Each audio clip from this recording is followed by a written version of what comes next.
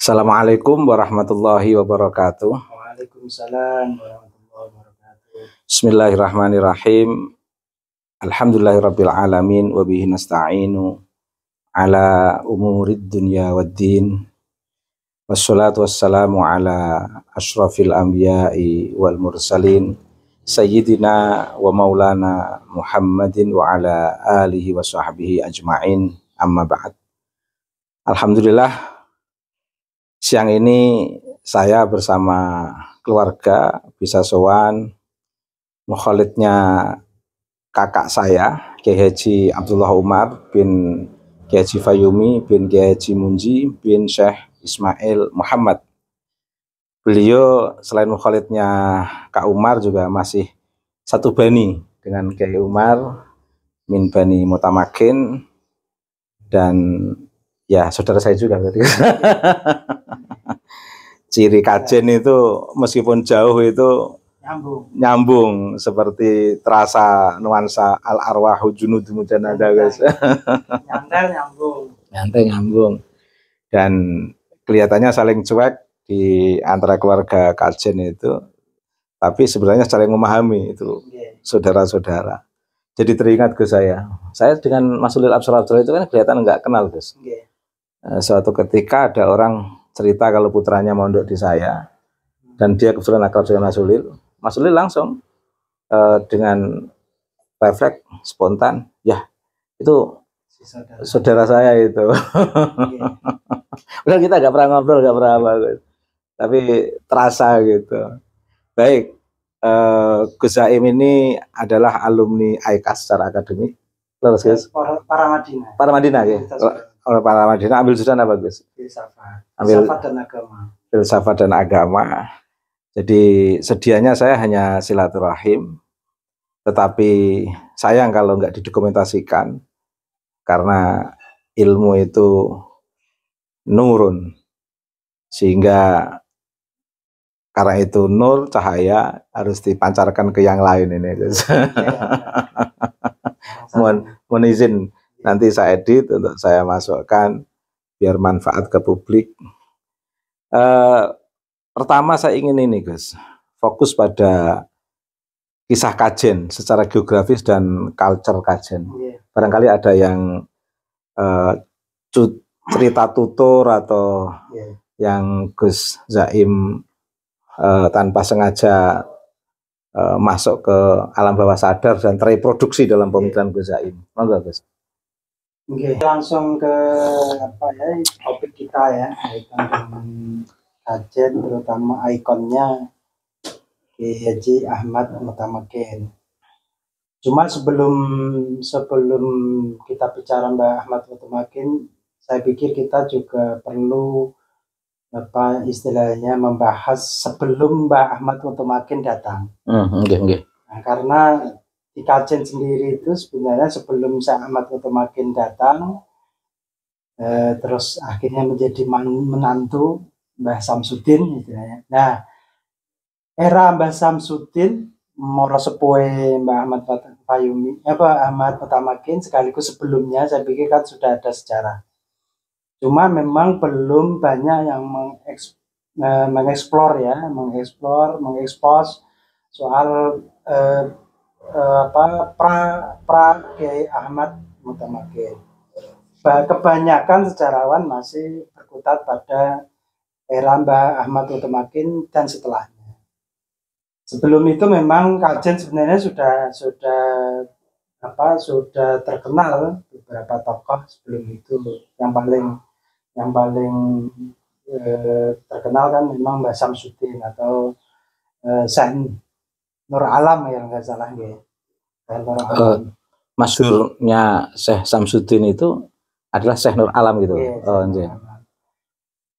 Tapi bahasa Arabnya kan Samsudin. Mataharinya agama. Nah, Mbah Samsudin itu sebenarnya siapa? Itu kan wakilan dari tutur-tutur yang dari tokoh-tokoh yang sepuh-sepuh itu memang tidak ada penjelasan manuskrip ataupun tulisan, nggak ada. Cuma memang sejarah beliau diyakini menjadi salah satu ningrat punya sejarah ningrat itu tidak apa ya, hampir semuanya sepakat, karena termasuk Kajen itu dulu daerah itu zaman Orde Baru maupun sebelumnya itu kan namanya daerah perdikan. Kajen itu dari mana? Dari Surakarta. Anjay. Jadi tidak bayar pajak itu. Jadi orang Kajen bayar pajak itu kalau nggak salah kira-kira baru saja 1990-an kalau nggak salah. Sebelumnya itu enggak ada pajak, sudah dibebaskan. Itu seluruh kawasan Kajen atau hanya daerah Kajen saja? Seluruh desa Kajen. Maka peninggalan makam sekitarnya Mbah Motomakin itu yang Kanjengan. Nah, Kanjengan itu yang sebelah Bupati Juwana itu, Gus. Nah, sebelahnya kantor kepala desa itu. Ya itu. Sebelahnya Kiai Munji, Abdullah Munji. Nah, itu yang ada satu komplek Kanjengan. Itu kan lebih tua jauh sebelum Mbah Ahmad Motomakin. Artinya apa? Kajen ini sebelum Mbah Ahmad Motomakin sebenarnya sudah menjadi punjer, menjadi titik sentral perjuangan tokoh-tokoh agama zaman itu. Nah, yang itu ada hubungannya dengan Kesultanan Solo, Surakarta. Makanya ketika Syekh Ahmad Motomakin ada dua isu yang akhirnya didengarkan oleh Surakarta, itu akhirnya ada semacam fitnah atau kurang tepatnya akhirnya Syekh Ahmad Motomakin dipanggil untuk dihakimi tertib anom dan lain-lain itu kan karena apa? Kartosuro menganggap Kajen ini adalah sebenarnya daerah perdikan yang harus selalu tunduk koordinasi senafas, anggap aja seperti itu. Satu pantauan. Padahal Syekh Ahmad Motomakin itu sebenarnya mantu. Kok punya mantu yang misalnya yang punya gagasan begini, punya pendekatan begini pada masyarakat. Nah, akhirnya berarti sebenarnya itu pengadilan antar saudara ya, Gus ya? Bisa jadi memang. Karena memang istri beliau adalah dari Mbah Samsudin. Mbah Samsudin itu tokoh yang menjadi penanda kerjasama kawasan yang dikoordinir oleh Surakarta. Ya. Disitulah sebenarnya artinya pra Mbah Ahmad Motomakin itu Kajen bukan berarti daerah yang sama sekali nol atau mengawali, tidak. Tapi atau bukan desa yang secara pemerintahan kekuasaan usil pemerintah Surakarta terhadap Syekh Motomakin. Tidak, karena memang ada ikatan historis kawasan ini. Ya, ada ikatan historis sebelumnya, jauh sebelumnya. Itu dulu seperti itu. Makanya ketika kita melihat Kajen itu hanya Mbah Motomakin, sebenarnya malah belakangan ibaratnya. Cuma kelemahannya kita belum menemukan manuskrip atau tulisan-tulisan yang kita percaya, yang tua lah ya, yang kita bisa percaya. Katanya saya dengar di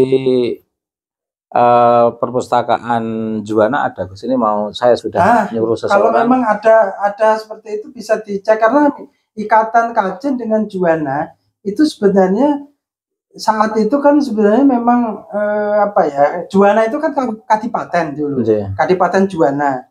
Nah, sebelum Kadipaten Pati ada sebenarnya lebih dulu Kadipaten Juwana. Jadi Juwana itu termasuk di bawah Surakarta atau sendiri? Di bawah Surakarta. Kalau lihat sejarahnya dulu. Tapi memang pasang surut karena kadang ketika Surakarta melemah, Kadipaten Juwana mengalami kegemilangan, bisa jadi dia akan longgar. Saya sudah nyuruh tim untuk ke sana, Gus. Tapi nanti insya Allah mau dikirim ke kita. Karena kalau kita melihat ya sejarah Juwana ini kan sejarah tua. Dulu ada namanya Sunan Ngerang. Itu jauh. Sunan Ngerang itu kan malah mertuanya Sunan Muria.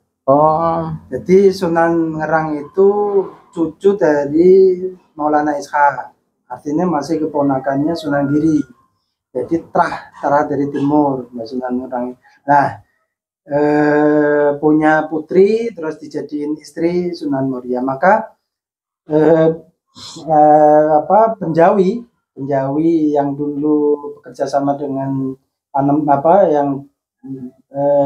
Panembahan Senopati dan bapaknya itu untuk menggulingkan Arya Penangsang itu kan masih cucu dari Sunan Ngerang. Dan ibunya Mbah Montomakin kan masuknya ke Sunan Giri, Gus. Ibunya Mbah Montomakin itu ke Sunan Giri, Gus. Iya, karena dari Tuban ya. Dari Tuban, tapi kalau bapaknya dari Wijaya Joko Tinggi, masih cucu dari Mbah Joko Tinggi, Raden Benowo ya.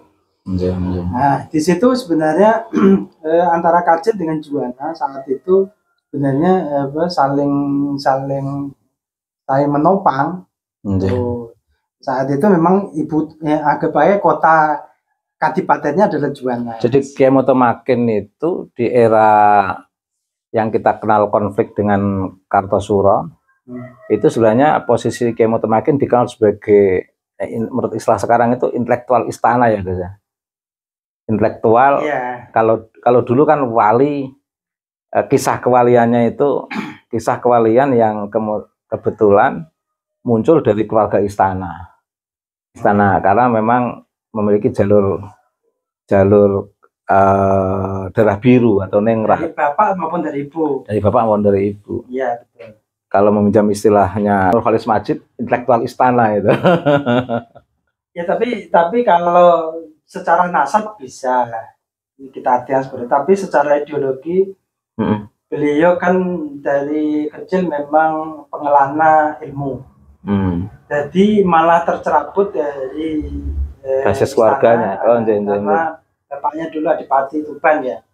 Jadi saat beliau berkelana mencari ilmu itu bahkan kemana-mana ke luar negeri kan. Bapaknya Mbah Montomakin itu Adipati Tuban. Nah, Adipati Tuban. Sumadinegoro itu. Itu Adipati Tuban yang memang berkelana. Setelah itu ke Jazirah Arab, terus kemana, dan Wakila. Kalau ada versi yang sebenarnya ini tertutup, hanya sebagian yang menceritakan itu Mbah Ahmad Montomakin itu berguru juga pada Syekh Abdul Rauf Singgal.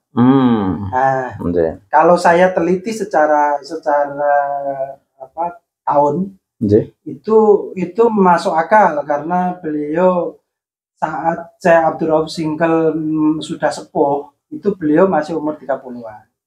Jadi memang beliau masih semangat dan beliau pindah ke Kajen itu kan sebenarnya kalau secara orang-orang tua itu kan karena ada insiden dijatuhkan muridnya kan di Cebolek itu, terus akhirnya dijadiin mantu oleh Mbah Samsudin. Artinya beliau peristiwa itu saya pikir melihat dari panjangnya perjalanan beliau itu mungkin sudah agak tua, mungkin sekitar 40 tahun baru jadi orang Kajen, sekitar 40 tahun. Gitu ya. Zaman muda beliau berkelana mencari ilmu dan lain-lain. Dan ada teman juga yang sudah sampai di Maluku kemarin itu, ada yang karena ada petunjuk dari Gus Umar kalau Mbah Ahmad Montomakin sebenarnya pernah berkelana di Maluku menyiarkan agama Islam di Maluku, dan salah satu teman kemarin juga sudah ke sana membuktikan ada peninggalan Mbah Montomakin itu di sana berupa masjid, sekaligus masyarakat itu masih mengingatnya jasanya beliau. Mbah Montomakin itu di mana-mana. Kalau nggak salah namanya bukan Montomakin, tapi Syekh Ahmad gitu. Sesuai dengan nama aslinya. Berarti Mbah Montomakin di mana beliau bertempat tinggal, di situ mendirikan masjid. Ya, masjid. Seperti di Tuban itu kan ada kampung Cebolek juga kampung santren ya, guys. Kampung santren yang di situ masjid yang Mbah Montomakin yang buat. Kajen, Maluku. Di Maluku juga ada ornamen-ornamen katanya seperti di Kajen itu, masjidnya itu. Ada peninggalan tertentu, nanti saya tanya khusus ya sama beliau karena juga bagian dari kita, teman kita itu dari sana.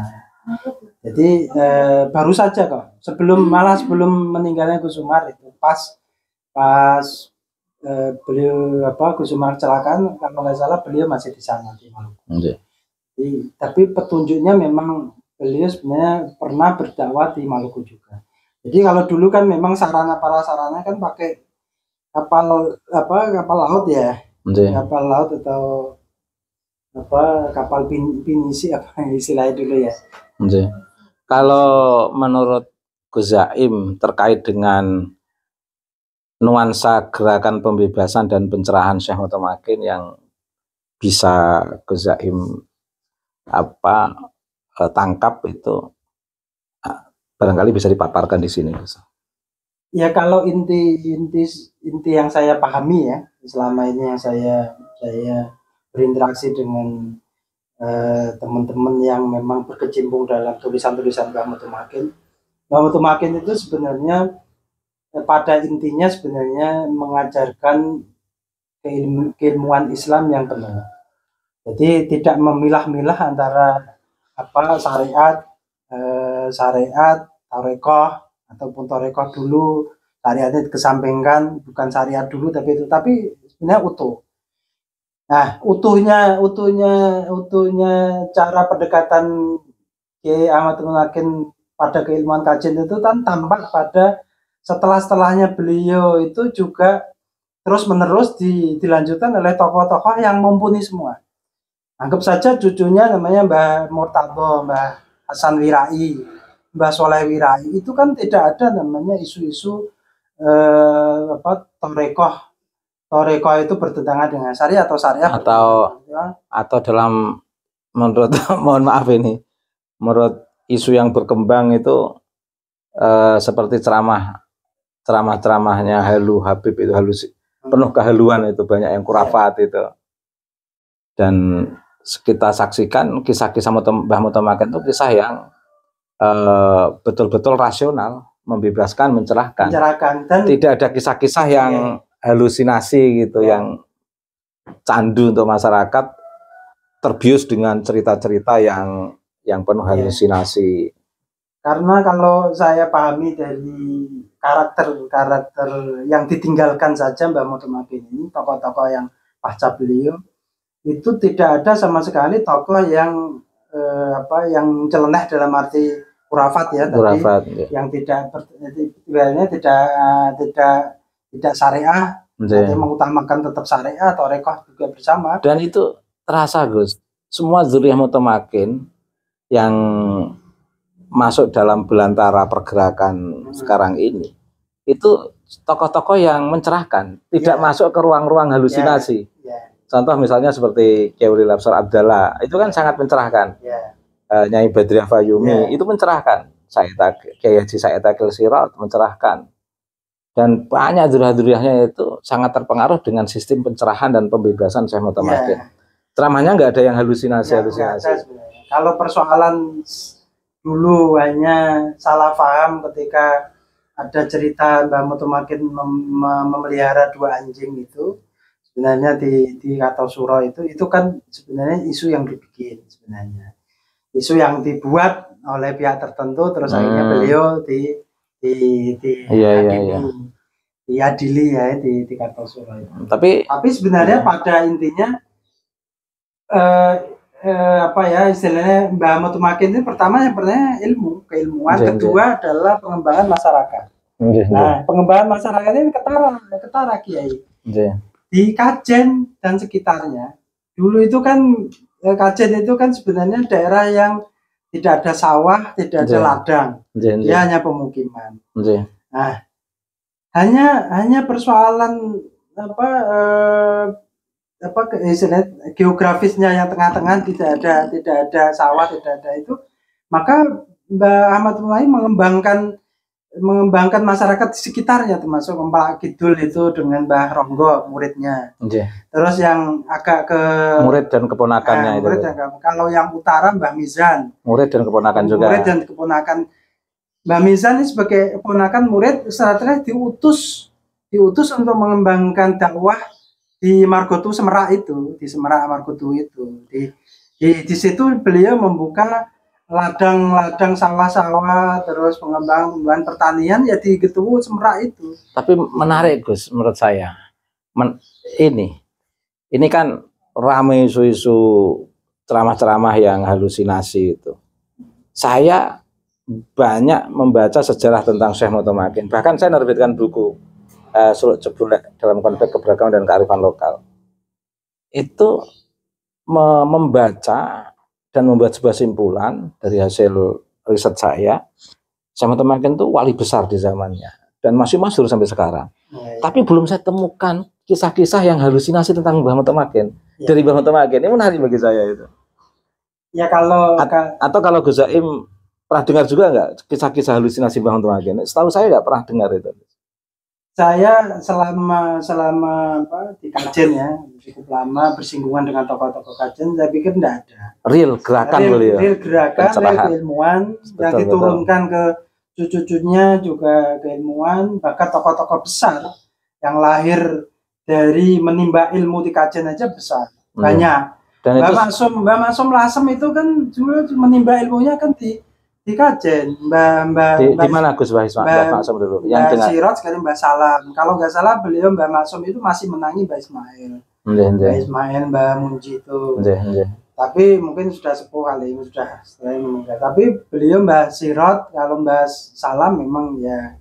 Terus kalau kita tilik ke belakang lagi Mbak Murtaldo ini kan malah yang paling terkenal cicitnya ya, istilahnya buyutnya Mbah Motomakin yang terkenal saat itu kan Mbah Murtaldo mana. Mbah Murtaldo itu gurunya Mbah Soleh Darat.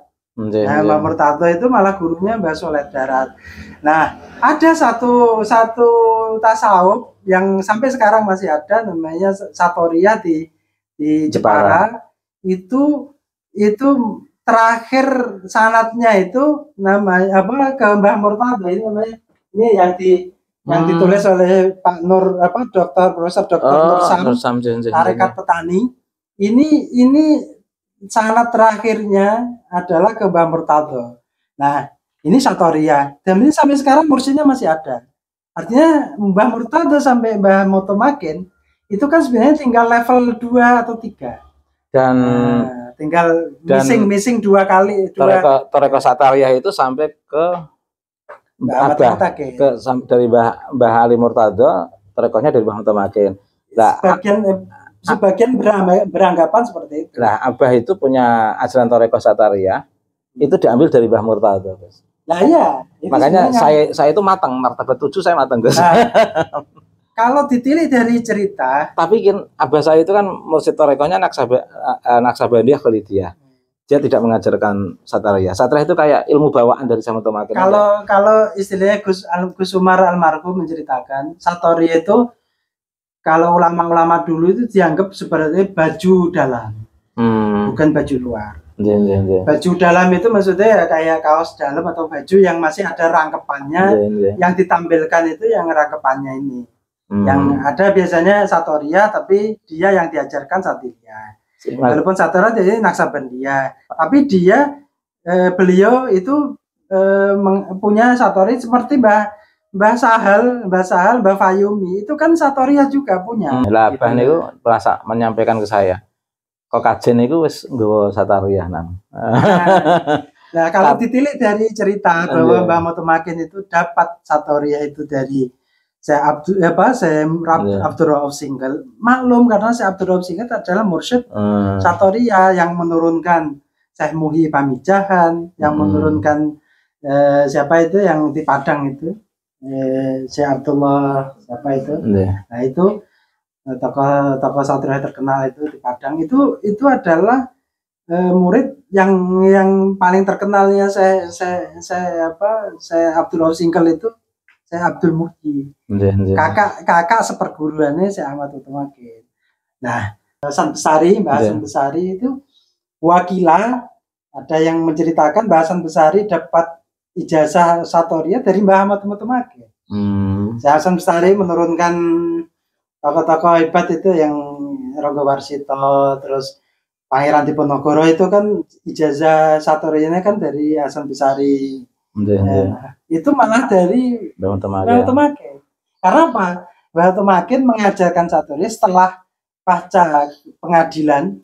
Surakarta sebenarnya hampir semuanya di pemuka agama di Surakarta kan ikut satoriannya Mbah Ahmad Tumakin malah dijadikan guru. Mbah Tumakin itu jadiin guru di Surakarta. Mursyid Satariyah Kesultanan Surakarta. Nah, bahasan apa? Besari itu kan dulu ngajar di Kartosuro, Surakarta. Nah, itu saya nyambungnya, oh gitu. Bisa jadi saya baru ketemu ini Gus. Pantes abah ini kok kajian kabeh nggo Satariyah. Iya. Tapi memang beliau dan saya ceramah itu selalu nggak bisa ninggalkan martabat 7. Iya.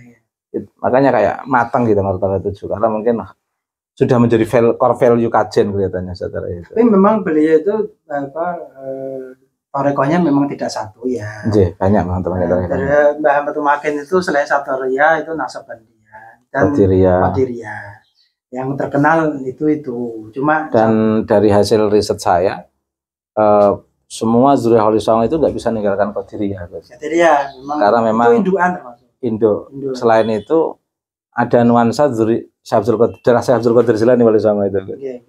Dan itu dibuktikan beberapa riset tentang Wali Songo ke atas itu. Untuk yang mengambil dari jalur Musa Al-Kazim itu. Dan menarik sebenarnya pergerakan kajian. Dan Satariyah itu kan gerakan pembebasan dan pencerahan betul. Ya. Dia hanya pada Allah, Pak. Konsep ahadiyah konsep ahadiyah, wahdah, wahidiyah, arwah, amsal. Setelah itu baru nafas. Nafas terus ahadiyah lagi. Ya. Itu luar biasa menurut saya, Gus. Konsep pembebasan. Kalau kita telik ya pejuang-pejuang kita dulu itu sebenarnya berjuang, hampir mayoritas yang berjuang itu sebenarnya juga bertorekoh. Nah, mayoritas saat itu yang paling masyhur itu memang Satoriyah. Tapi era 19 abad 19 ya, itu hampir mursyid-mursyid Toriko saat itu hampir menyembunyikan diri semua. Pasca terutama abad ke-18 ya, pasca Pangeran Diponegoro. Karena setelah itu Pangeran Diponegoro terus diasingkan, banyak muridnya Pangeran Diponegoro sekaligus santri-santrinya dan tokoh-tokoh pengikutnya dulu kan tercerai-berai semua. Terus ada yang ke Sarang menjadi tokoh Sarang, akhirnya pesantren Sarang. Terus di Wonosobo itu keluarganya Mbah Muntaha Al-Hafid itu juga turunan dari Pangeran Diponegoro. Terus Mbah Paraan, Mbah Muhaiminan itu juga sama. Itu juga kalau kakeknya kalau nggak salah, kalau nggak abahnya, kakeknya itu juga dulu pasukan intinya dari Pangeran Diponegoro, dan banyak bersebar ceritanya. Nah, pasca itu muridnya Pangeran Diponegoro terus banyak yang menyembunyikan diri identitasnya, terutama termasuk ajaran Toreko Satoriyahnya. Kalau mengambil sanad Satariyah yang jalur dari Hasan Besari itu masuk ke Mbah Tumakin itu nggak ngada-ngada, Gus. Karena memang Mbah Tumakin mursyidnya Kerajaan Kartosuro. Iya. Dan itu masuk sejarahnya itu. Cuma kita harus Kiai, harus nyari tulisan manuskrip yang menjelaskan itu. Kalau kita hanya menceritakan saja, tidak ada buktinya. Nah, ini tugas kita mencari pembuktian itu. Karena kalau dari leluhur ya, kiai-kiai yang sepuh-sepuh, memang seperti itu. Syekh Ahmad Tumakin mengajarkan Toreko Satoriyah di Kartosuro. Hasan Besari itu adalah salah satu guru di Kartosuro itu. Terus beliau mengembangkannya terus berarti kajian itu sebenarnya pesantren tua, Gus. Yeah, pesantren itu, kalau mengambil sanad dari Bang Tumakin loh. Yeah. Kalau mengambil sanad dari Bang Tumakin itu pesantren tua. Padahal sebelum Bang Tumakin sudah ada sejarah sebelumnya. Mbak Samsudin dan lain-lain itu. Yeah. Nah, itu kan artinya kalau dari Mbah Tumakin saja itu sudah termasuk sepuh, apalagi Mbak Samsudin mertuanya sekaligus mendure. Cuman kalau dalam konteks syariat, kajian itu kan zaman Mbah Ismail Muhammad. Ya, dalam konteks syariat. Pesantren yang mendidik langsung syariat itu masyarakat ya. Karena memang sebelumnya itu basisnya Mbah Murtadho sampai Mbah Tumakin itu syariat. Tapi apa tarekat? Tapi tarekat apapun Mbah Mutawakkil kan juga mengajarkan syariat. Ya, mengajarkan. Cuman pesantren pertama secara formal, secara kelembagaan itu kan pesantren tengah, guys. Ya, pesantren tengah yang didirikan oleh Mbah Ismail. Mbah Ismail Muhammad. Nah, Mbah Ismail itu orang-orang tua Kajen pun mengakui semua kalau pesantren pertama yang ada ada bangunannya, terus ada murid santri-santri banyak, itu memang Mbah Ismail. Sebelum ini belum. Setelah itu kan setelah eranya Mbah Salam, Mbah Nawawi, Mbah Sirat, baru ada klasikal sekolah. Matolek didirikan, Salafiyah didirikan, itu klasikalnya setelah era itu. Tapi sebelum itu masih pesantren di lingkungan rumahnya kiainya ya. Kanan kirinya kiai. Bahkan saya baca buku Milal Bizawi itu di Jepara ada ulama besar namanya Mbah Nawawi. Gurunya Mbah Bisri Samsuri, guys. Ternyata Mbah Nawawi itu santrinya Mbah Ismail.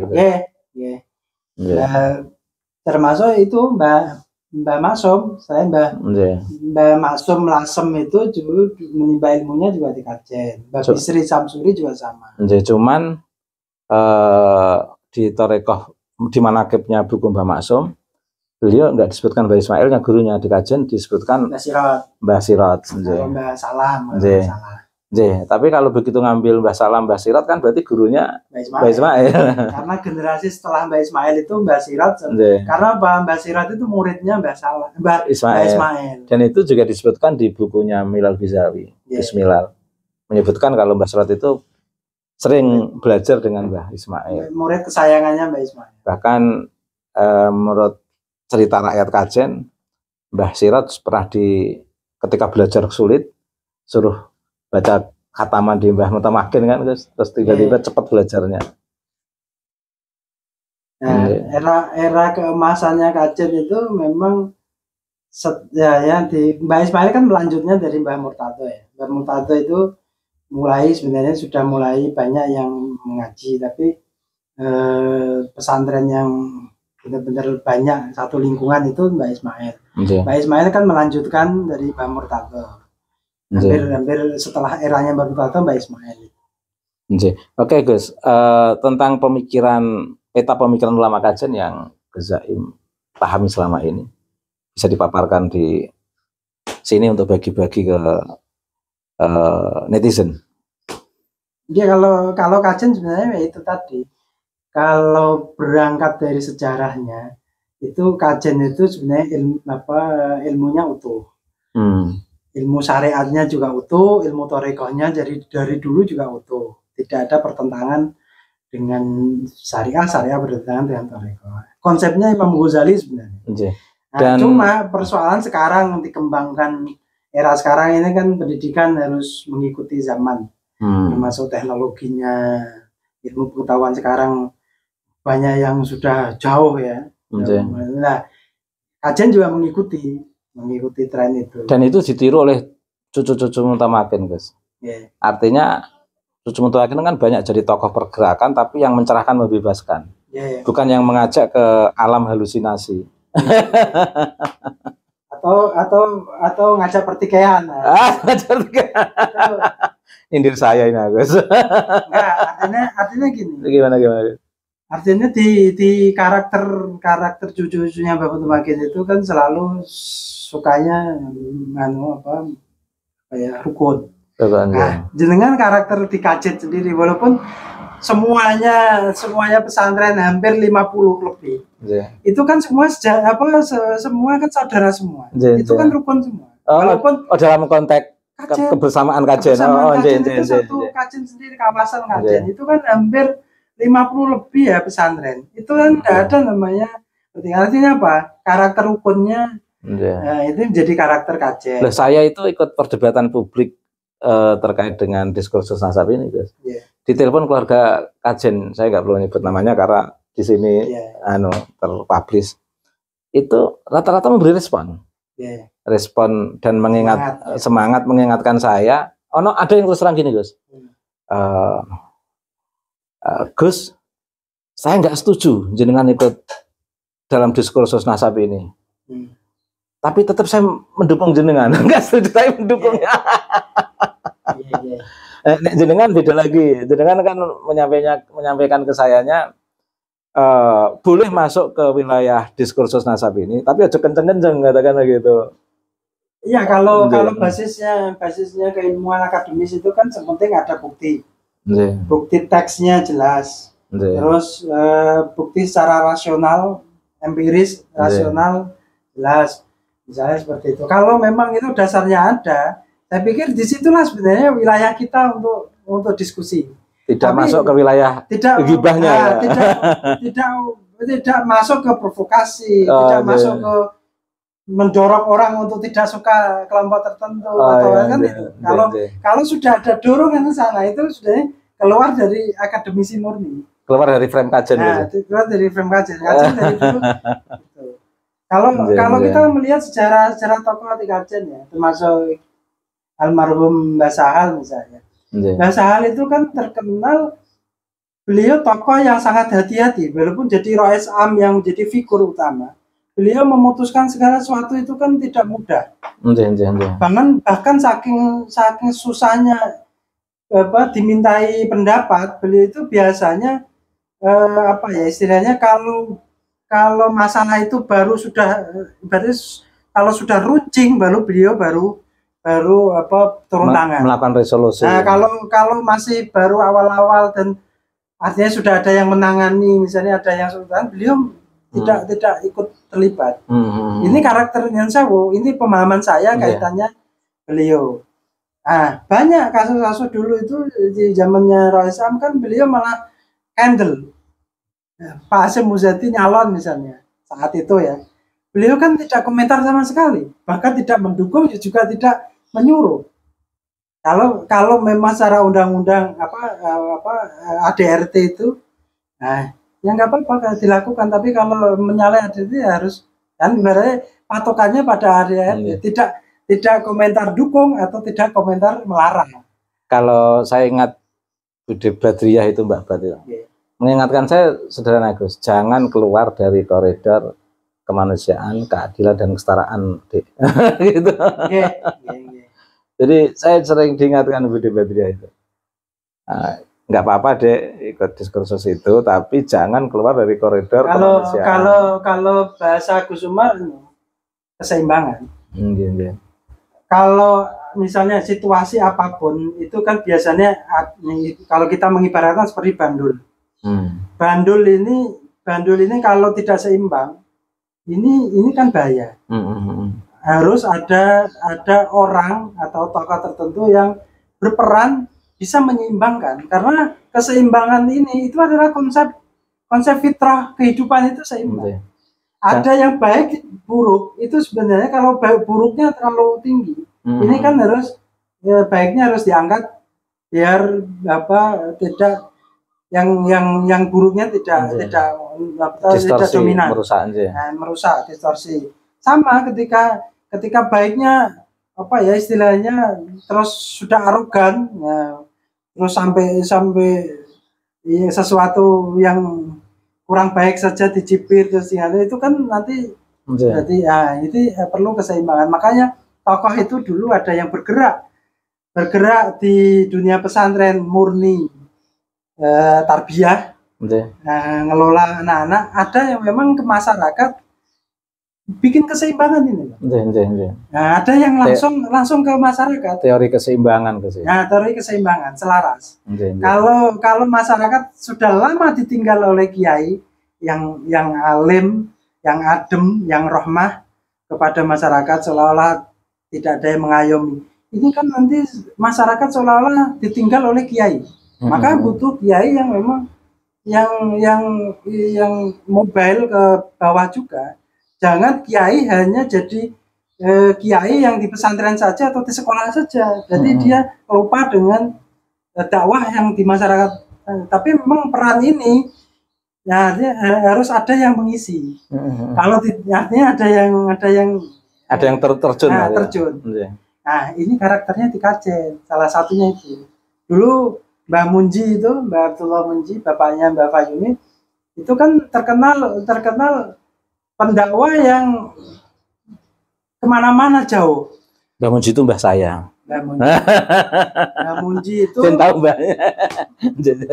Mbah Munji itu ada satu pesantren atau madrasah yang ditinggal beliau, yang mendirikan salah satunya Tarbiyatul Banin yang di kemarin sudah kontak saya Gus, ya, Pekalongan Winong. Kemarin sudah kontak saya. Kapan-kapan ngisi di sini. Ini peninggalan Mbah Munji, Mas Yusuf Hasim nelpon saya. Iya.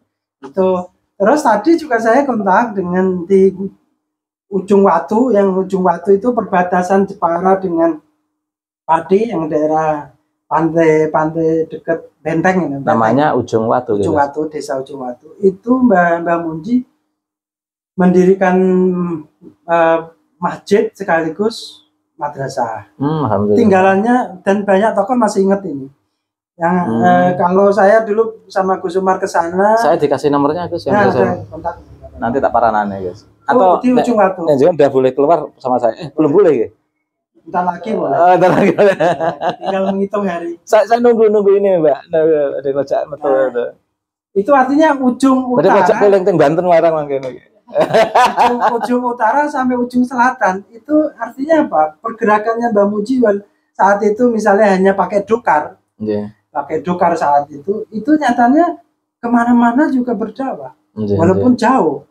Beliau keluar itu karena diancam Belanda Gus di pondok itu. Itu Belanda, kedua Jepang saat itu. Ya, makanya non saya Gus, saya itu paling benci kolonial, termasuk orang yang mendukung kolonial. Saya ikut diskursus nasab ini kan karena terpengaruh itu Gus. Apologetik ini. Yeah. Tapi memang ada benih-benih nggak sehat saya terhadap kolonial Gus, karena mengocar-ngacir keluarga saya itu. Ya itu beliau sampai pesantrennya saat Kajen Mekah, namanya Kajen Mekah itu ditinggal beliau karena selain ancaman dari Belanda, akhirnya terus mengisi dakwah yang saya nggak enak kan gini Gus, saya punya tamu namanya Gus Haji Zazuli, saya ceritakan kisah ini dan saya nggak mau mempublish secara podcast atau apa. Oleh Gus Haji Zazuli dipublish, dibuat podcast khusus. Nggak enak saya. Tentang kisah Mbah Munji dan kolonialisme itu. Allah Karim. Oke, ada tambahan Gus tentang cerita tentang Syekh Ismail Muhammad dan pesantren Tengah. Selain yang tadi yang sudah disampaikan. Kalau saya cerita Mbah Ismail ya hanya sedikit saja mungkin. Ya, artinya beliau salah satunya orang yang paling alim saat itu, paling hanya kesimpulan-kesimpulan saja dari cerita Mbah Fayumi. Terus tokoh-tokoh hebat saat itu yang di Kajen saat itu memang merujuknya tokoh utamanya dulu memang Mbah Ismail seeranya ya. Mbah Ismail kan eranya setelah Mbah Murtado kan. Mbah Murtado, terus Mbah Soleh Wirai, terus Mbah Ismail. Nah disitulah terus turun temurun ke Mbah Abdullah Munji. Mbah Abdullah Munji sebenarnya juga alim, keadaan penjajahan, terus akhirnya kemana-mana dakwahnya itu. Terus dilanjutkan oleh Mbah Fayumi. Mbah Fayumi itu sebenarnya kayak kritis awal karena pasca ditinggal oleh Mbah Munji, pesantren Kajen Tengah itu vakum, terus dilanjutkan oleh beberapa tokoh, tapi setelah itu Mbah Murtaji gitu. Mbah Murtaji Paturaya yang meneruskan Mbah. Itu masih keluarga gak tuh Mbah Murtaji itu? Insya Allah mungkin masih. Cuma nanti perlu ditelisik. Masih Duleh Mutamakin. Perlu ditelisik ke Paturaya, keluarganya Mbah Murtaji. Itu Mbah Fayumi merintis lagi, terus diberi nama Rodotul Ulum itu. Hampir sama persis dengan nama pesantren di Guyangan. Karena memang Mbah Fayumi itu masih saudara dengan pesantren Guyangan. Mbah Suyuti juga masih saudara. Dan dari pihak Guyangan dulu masih sering ke Abah Gus. Saya aja yang nggak rajin. Sama itu dulu masuk ahli silaturahim. Terus ini Gus, terakhir Gus, kisah sufistik Abdullah Umar yang terkesan oleh Gus Zaim. bisa disampaikan di sini? Kalau saya yang sering ya banyak waktu bersama beliau itu memang kata kuncinya sebenarnya beliau pengen mengejawantahkan makna-makna Quran pada realitas yang sebenarnya. Living Quran gitu. Nah, membumikan Quran atau mentradisikan nilai-nilai Quran pada nilai-nilai sosial. Sebenarnya intinya itu. Terus arahnya apa? Nah, itu kata kuncinya adalah peradaban yang rahmani. Kenapa muncul bahasa rahmani? Karena rahmani ini adalah dari kata rahmah ya, kasih sayang, yang sebenarnya Allah menciptakan dunia seisinya alam semesta ini kan dari konsep rahmah. Kenapa Bismillahirrahmanirrahim? Nah, karena Rahman Ar-Rahim. Jadi bahasa istilahnya Asmaul Husnanya yang paling dominan dalam penciptaan sebenarnya Ar-Rahman dan Ar-Rahimnya itu. Karena Ar-Rahman Ar-Rahimnya ini dunia tercipta.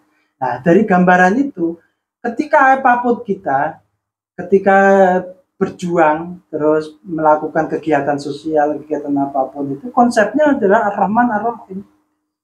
Makanya rohut dakwah misalnya juga Ar-Rahman Ar-Rahim. Rohut tarbiyah misalnya, esensi dari dorongan tarbiyah kita, itu juga Ar-Rahman Ar-Rahim. Kasih sayang. Ketika sudah tidak ada kasih sayang, seorang guru ini akan kehilangan esensi sebagai guru. Seorang pendakwah akan kehilangan esensi pendakwahnya ketika Ar-Rahman Ar-Rahimnya nggak ada. Esensi dari Ar-Rahman.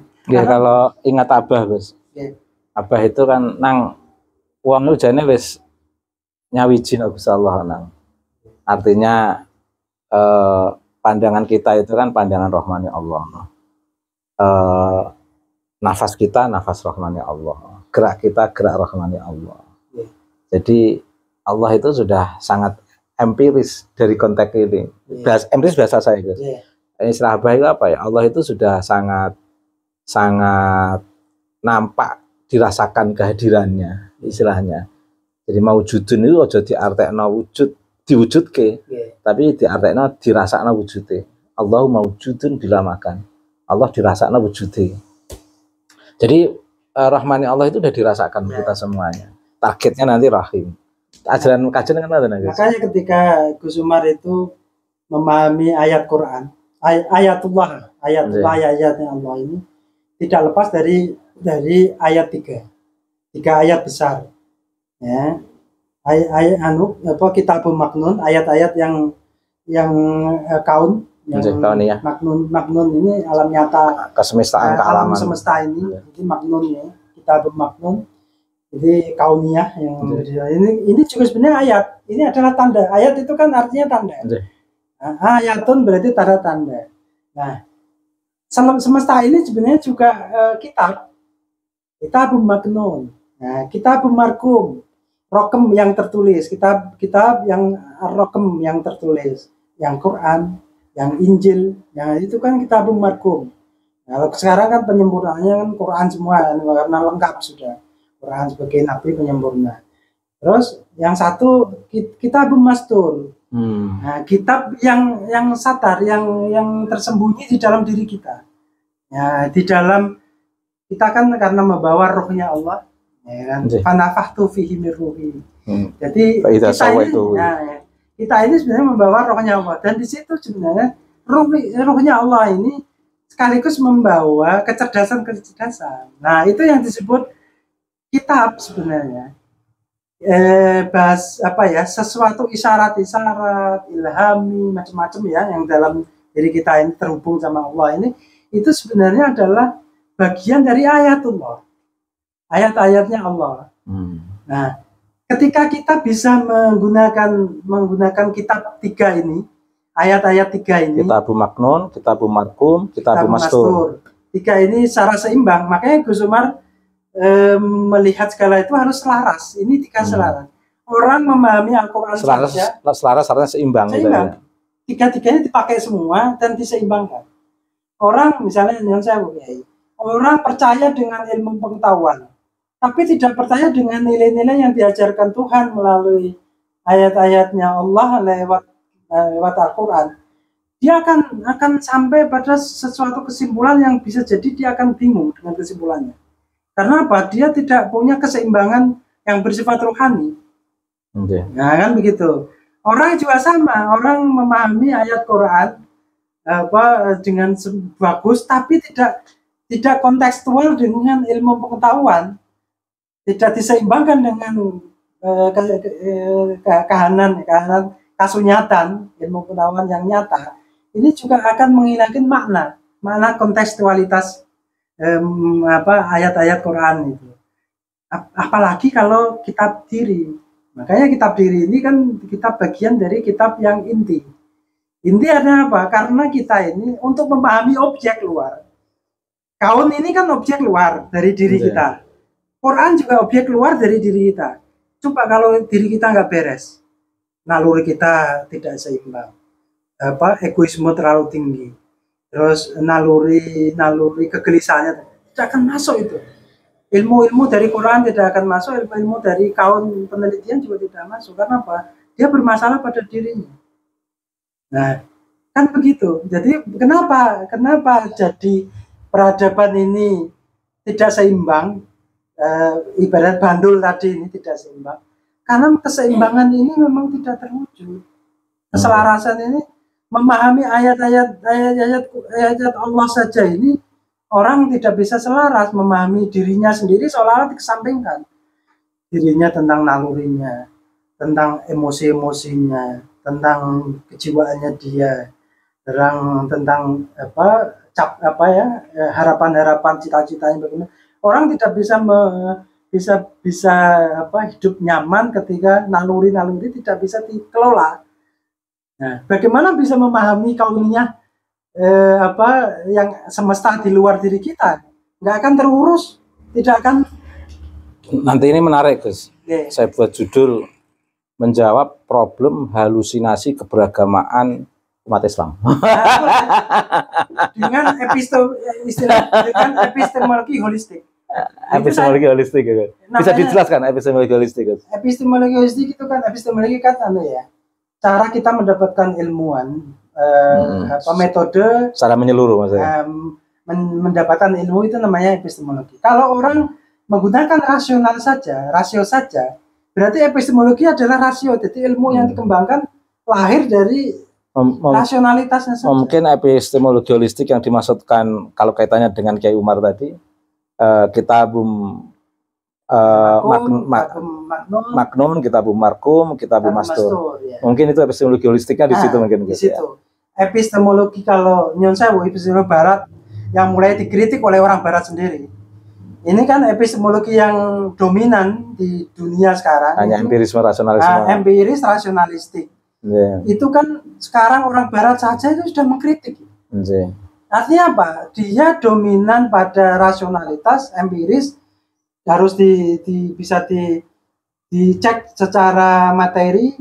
Tapi kalau bicara soal sesuatu yang tidak bisa dicek materi, dia sudah tidak anggap sebagai ilmu. Kalau Mbah Motomakin epistemologinya menurut saya itu epistemologi interpersonal, Gus. Artinya ada keterlibatan pendampingan. Di selain rasionalisme empirisme beliau sangat ngambil titik risalah kenabian dengan sistem interpersonality itu, keterlibatan dalam konteks dakwah. Mungkin itu yang dimaksud oleh Nabi, digambarkan dalam Al-Quran itu azizun alaihi ma anittum harisun alaikum. Nah, berat rasanya derita yang dirasakan Nabi atas derita umatnya. Kalau kita melihat secara menyeluruh ya, petugasnya Allah ini kan anggap saja ada 3 kelompok besar. Ada yang bertugas sebagai nabi saja, ada yang bertugas sebagai rasul saja, ada sekarang ini bertugas sebagai wali.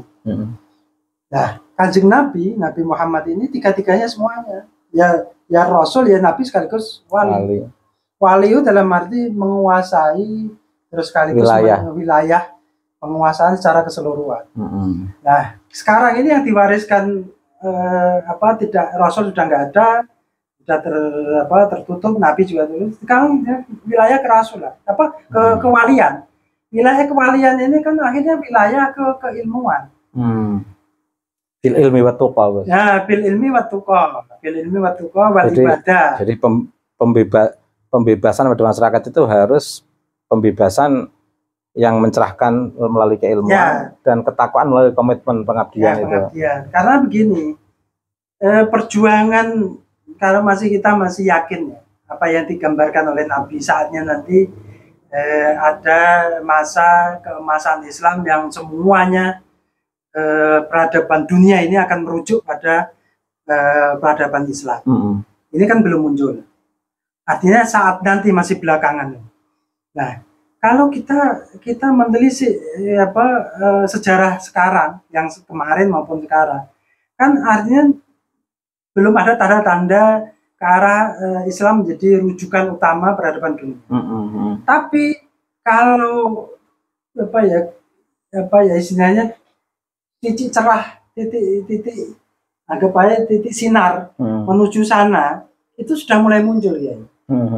Asal peradaban kita, pejuang-pejuang kita yang meneruskan ini itu sebenarnya itu tadi menggunakan paradigma ataupun epistemologi yang holistik. Jangan dipisah-pisah. Ilmu Quran dipisah dengan ilmu pengetahuan atau ilmu sosial, ilmu psikologi dan lain-lain, jangan dipisah. Itu bagian dari kaunia.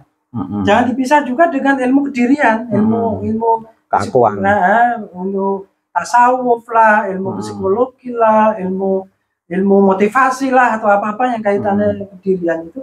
Karena apa? Ini tidak bisa. Karena apa? Subjek peradaban ini kan manusia. Kalau manusia yang bermasalah dengan kediriannya, apa bisa dia membangun? Apa bisa dia menciptakan generasi yang ilmu pengetahuannya bagus, terus bisa memahami Quran? Harus kediriannya juga harus dulu, beres dulu. Nah, gitu kan. Ini tantangan kita ini. Tantangan kita. Oke, alhamdulillah. Makasih Gus Zaim. Siang ini kita bisa silaturahim. Ini kebetulan saya rindu sama kakak saya, Kiai Haji Abdullah Umar, misanan saya. Abah beliau adalah kakaknya ayah saya. Nah, Gus Zaim ini mukhalid, akrabnya Kak Umar. Dan Kak Umar itu sosok muda yang banyak ilmu. Ilmu beliau ilmu yang best practice, tidak ada yang halusinasi. Ya, kita ini kan konteksnya sedang melawan halusinasi. Harus berdasar dengan fundament yang jelas. Pijakannya kuat, dalilnya kuat, hujahnya ada. Nah, kalau enggak itu mending anggap aja cerita gitu, anggap aja cerita. Bukan cerita rakyat yang tidak ada dasarnya. Nah, dan itu memang diwariskan oleh Syekh Mutomakin. Beliau sosok waliul ilmi, sehingga generasinya itu generasi yang suka bicara ilmu, tidak suka bicara halusinasi. Ini tema ini kan karena untuk melawan halusinasi yang berkembang luas di sosial media atas nama dakwah, ceramah dan lain sebagainya. Baik, semoga perbincangan kita bermanfaat dan dapat ridho dari Allah serta bermanfaat untuk para netizen dan membangun kesadaran peradaban yang holistik, yang berbasis kitabum maknun, kitabum markum, kitabum mastur. Subhanallah, menarik ini Gus, menarik. Tiga pokok utama, Baik, assalamualaikum warahmatullahi wabarakatuh. Waalaikumsalam warahmatullahi wabarakatuh.